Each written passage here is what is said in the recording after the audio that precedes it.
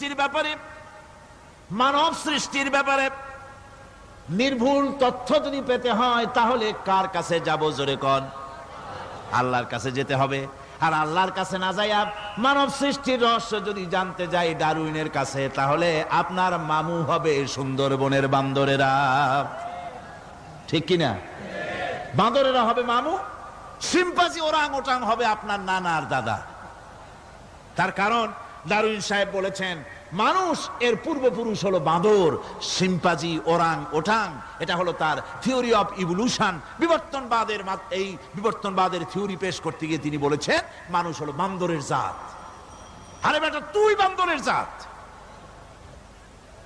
নিজের লেজ কাটিয়া সকলের লেজ কাটা আরম্ভ করতে যাচ্ছে। কি পাগলের পাগল, মানুষ হয়েছে বান্দরের জাত। আশ্চর্য কথা। কেমনে কইলে? তো বললো যে শিম্পাঞ্জি দেখছে, তো সে শিম্পাঞ্জি দেখে তার মনে হয়েছে যে মানুষ ওইরকমই তো দেখা যায়, তো মানুষ বুঝি বান্দর থেকেই আসছে। আমি বলি পৃথিবীতে এমন পাগল আমি কোনোদিন দেখিও নাই, শুনিও নাই যে কোন পাগল পাবদা মাছ দেখে বলেছে যে এটা হচ্ছে বোয়াল মাছের পূর্বপুরুষ।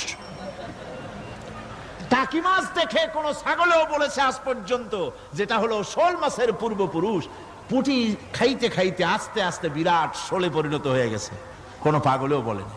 আচ্ছা, মেনে নিলাম ডারউইন সাহেবের থিওরি, মেনে নিলাম এক সেকেন্ডের জন্য যে বান্দর থেকেই মানুষ হয়েছে। এখনো তো বানর প্রজাতি আছে না শেষ হয়ে গেছে? আছে কিনা? তাহলে সুন্দরবনে যান, যে দেখুন কোন বাঁদর কি এ পর্যন্ত দেখা গেছে যে কোমর পর্যন্ত মানুষের মতো হয়ে গেছে? আর একটু দুধ আর পনির আর একটু এই শুটকি মাছ লোটটা ফিশ খাওয়াইলে আর কদিনের মধ্যে এই বান্দরটা মানুষ হয়ে যাবে। হয়েছে এরকম?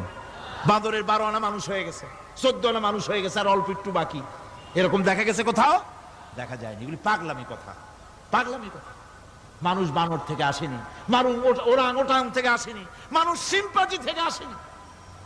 মানুষ এসছে কোত্থেকে? এটা জানতে হলে, এ নির্ভুল তথ্য জানার জন্য আসতে হবে কোরআনের কাছে। কার কাছে?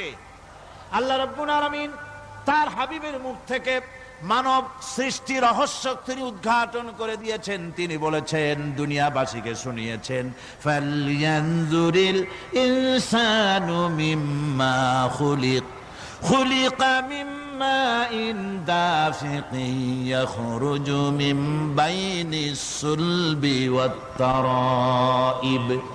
আল্লাহ পাক বলেন, মানুষ কি তার সৃষ্টি রহস্য দেখে না? কেমনে তাকে আমি সৃষ্টি করেছি?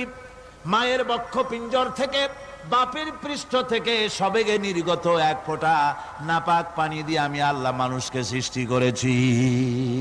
বান্দর থেকে নয়, ওরাংওটাং থেকে নয়, শিম্পাঞ্জি থেকে নয়। মানুষের অরিজিন মানুষ। আদম থেকে তোমরা জন্মগ্রহণ করেছো, আদম এসেছে মাটি থেকে, তোমরা এসেছো আদম থেকে। সুবহানাল্লাহি ওয়া বিহামদিহি। এটাই হলো মানব সৃষ্টি রহস্যের কথা আল্লাহ পাক বলে দিয়েছেন।